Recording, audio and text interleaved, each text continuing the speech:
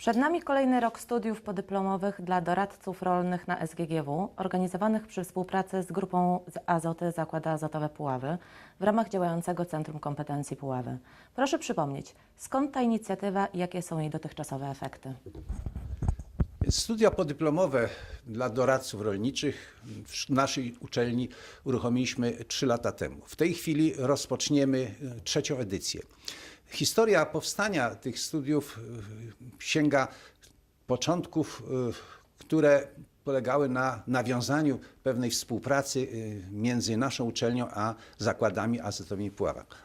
W zakładach azotowych w Puławach powstała koncepcja stworzenia pewnej płaszczyzny współpracy w obszarze zarówno dydaktycznym, jak i w obszarze naukowym. I konsekwencją tej właśnie koncepcji było powstanie tych studiów. Istota tych studiów polega na tym, żeby właśnie kształcić specjalistów, którzy by mogli w pewnej nowej konwencji doradzać rolnikom. Konwencji, która jest powiązana z procesem, prawda, dostarczania środków produkcji szeroko rozumianych do rolnictwa. Taki kierunek wydawał się nam bardziej sprawny i już praktyka tych 2 edycji, które w tej chwili ukończyliśmy, potwierdza, że ta koncepcja była słuszna. Panie profesorze, zawsze nas interesowało bardzo kompetentne doradztwo rolnicze i jak najbardziej taka dogłębna wiedza dla tych, którzy tą ziemię uprawiają.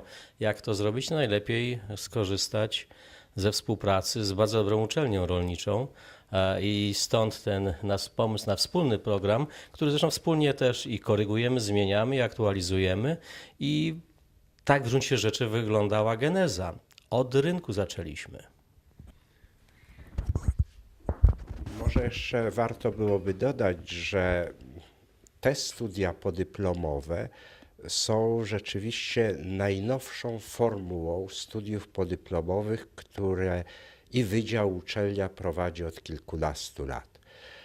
Tu staraliśmy się bardzo zawęzić tematykę do 2 zagadnień: nowoczesne stosowanie i nawozów, i środków ochrony roślin.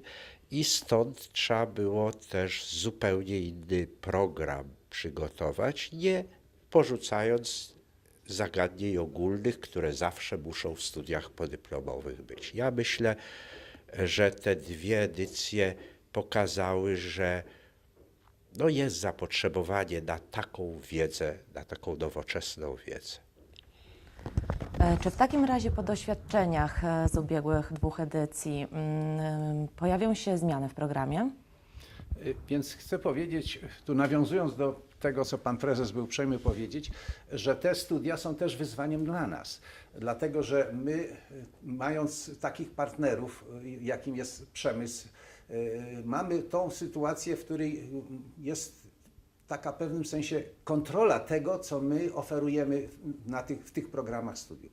I w związku z tym, bo każde studia są monitorowane, są ankiety przeprowadzane i my ciągle dyskutujemy nad poprawianiem tych programów, dlatego że jest to pewna nowa forma, gdzie możemy kompetentnie usłyszeć, jakie są mankamenty i wady tych, bo nigdy nie ma takiej sytuacji, że coś się robi w sposób idealny, że ten ideał powstaje przez ciągłe doskonalenie i właśnie te kontakty z przemysłem dają nam tą szansę tego doskonalenia. Chcę podkreślić na przykład, że te studia nie odbywają się tylko w SGGW, że mamy bardzo wielu partnerów, bo nie tylko odbywają się w zakładach azotowych w Puławach, ale te studia są w Instytucie Uprawy Nawożenia Gleboznawstwa, w Instytucie Ogrodnictwa, prawda, w Skierniewicach, odbywają się tak samo w Krajowej Stacji Chemiczno-Rolniczej, a w wyniku różnych takich, prawda, tutaj dyskusji, w tym roku ta nowa edycja rozpocznie się w Instytucie Ochrony Roślin w Poznaniu, prawda, czyli ci doradcy będą mieli możliwość zderzenia się z bardzo różnymi ludźmi na bardzo różnym etapie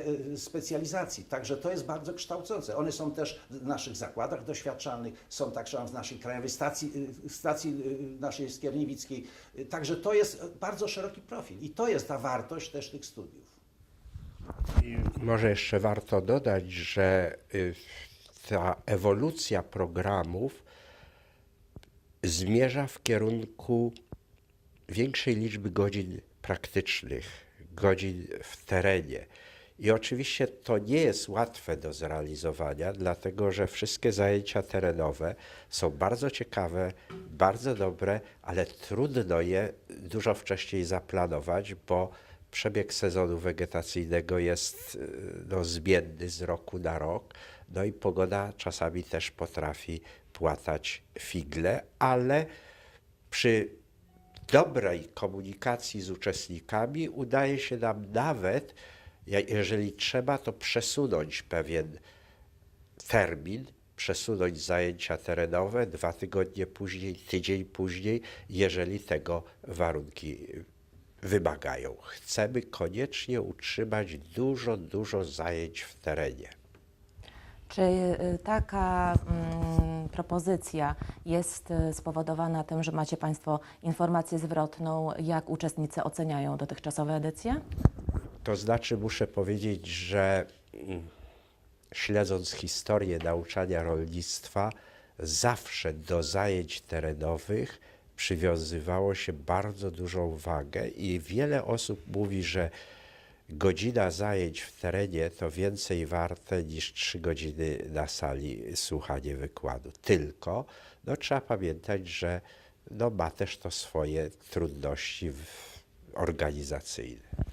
Więc oczywiście ta informacja zwrotna jest niezmiernie ważna, więc mamy, każde studia są monitorowane, dwukrotnie jest wykonywana ankieta i potem my zapoznajemy się z tą ankietą i w efekcie czego po prostu mamy taki raport oceniający nasze studia i na podstawie tego raportu analizujemy, co trzeba zmienić. No na przykład zmieniamy wykładowców, bo okazuje się, że nie wszyscy nauczyciele akademicy umieją współpracować z ludźmi dorosłymi.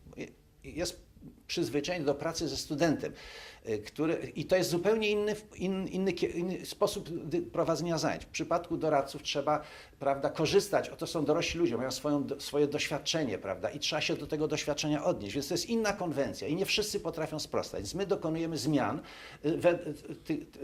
odpowiednio do tych właśnie różnych krytycznych uwag. Po drugie, różne są zmiany programowe, prawda, są pewne oczekiwania są formułowane przez prowadzących, przez słuchaczy i my się staramy do tych uwag, do tych potrzeb bardzo odnieść i stąd zmiany programowe. Czy wreszcie chcą coś zobaczyć nowego, chcą mieć pewne zajęcia w pewnych miejscach, jak na przykład teraz okazuje się, że było zapotrzebowanie na spotkanie szersze z Instytutem Ochrony Roślin, prawda, w Poznaniu, więc my to uwzględniamy, więc cały czas jest pewna dynamika, a ta zmiana programu jest możliwa dzięki właśnie tej informacji zwrotnej w postaci oceny, w postaci ankiety, którą przeprowadzają Puławy, mając swoje służby, prawda, i to jest bardzo wspaniała współpraca, bo dotychczas my zamknięci w takim swoim trochę hermetycznym środowisku pewnych rzeczy nie zauważamy. Natomiast takie właśnie otwarcie na współpracę z partnerem gospodarczym jest bardzo pożądane i bardzo nowoczesne. I nam się to bardzo podoba. I tu jest bardzo ciekawa różna forma współpracy, która się przenosi też na współpracę badawczą, prawda? Jest to bardzo ciekawa kwestia. Czyli pozostając w temacie, jak oceniają Panowie współpracę nauki z przemysłem i rolnictwem? Czy ta współpraca jest zadowalająca? To znaczy współcześnie odbyła się wielka reforma w takim globalnym spojrzeniu na uniwersytety. W tym klasycznym uniwersytecie była dominująca dydaktyka i nauka.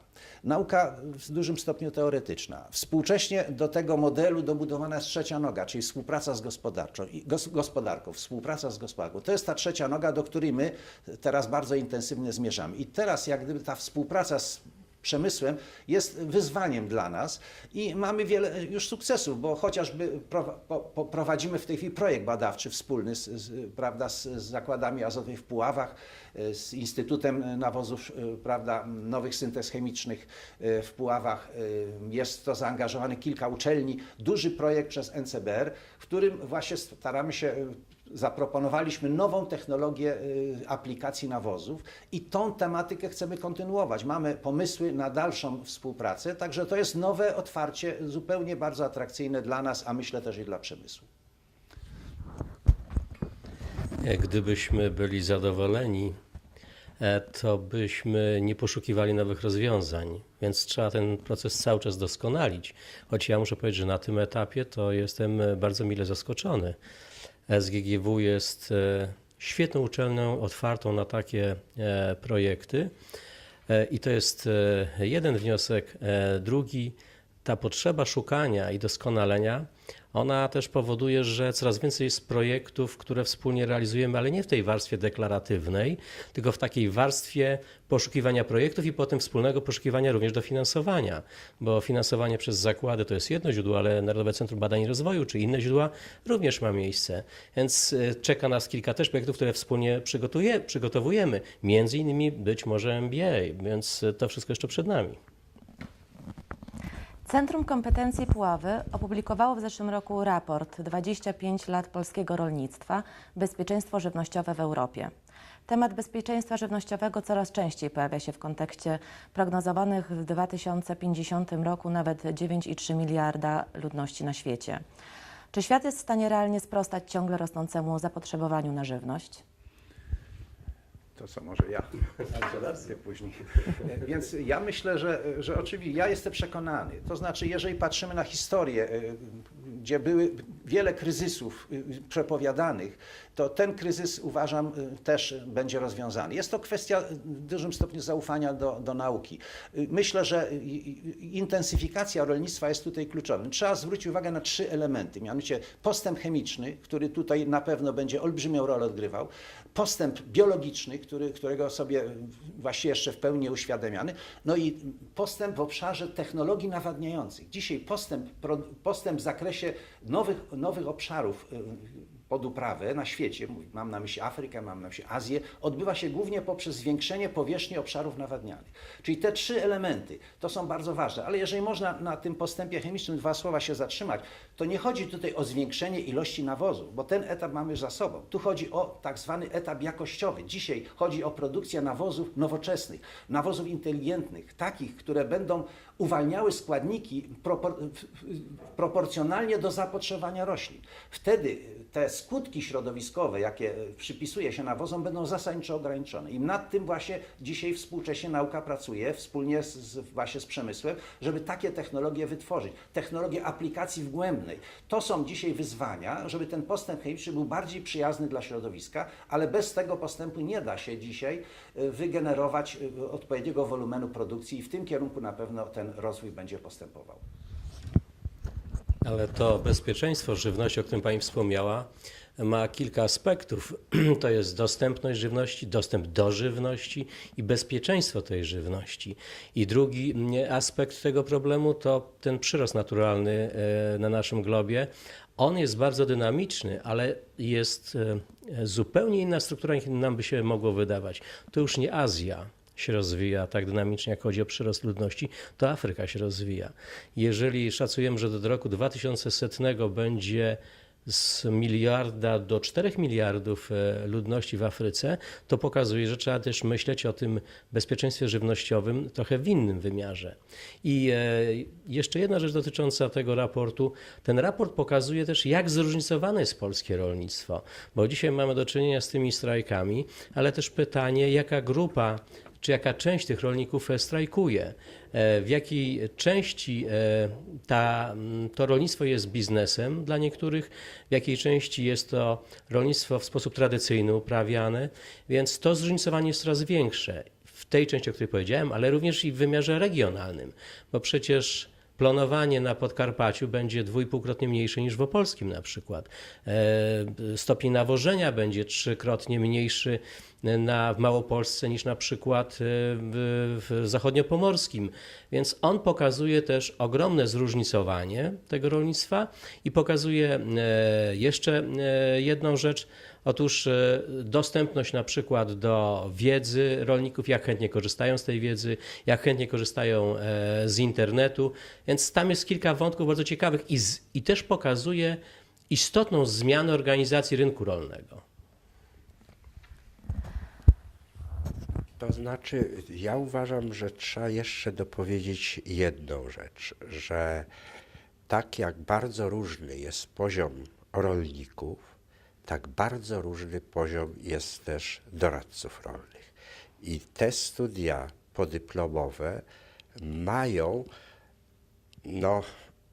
przygotować elitę, która będzie umiała rolnikom i nie tylko rolnikom, ale również otoczeniu rolnictwa przekazać rzetelną, solidną wiedzę, że nawożenie jest fundamentem produkcji żywności, ale że musi to być robione odpowiedzialnie, mądrze, a nie tylko stosując ilości na hektar danego składnika. Trzeba umieć podejść według nowych receptur do problemu nawożenia, ale stosowania środków ochrony roślin tak samo.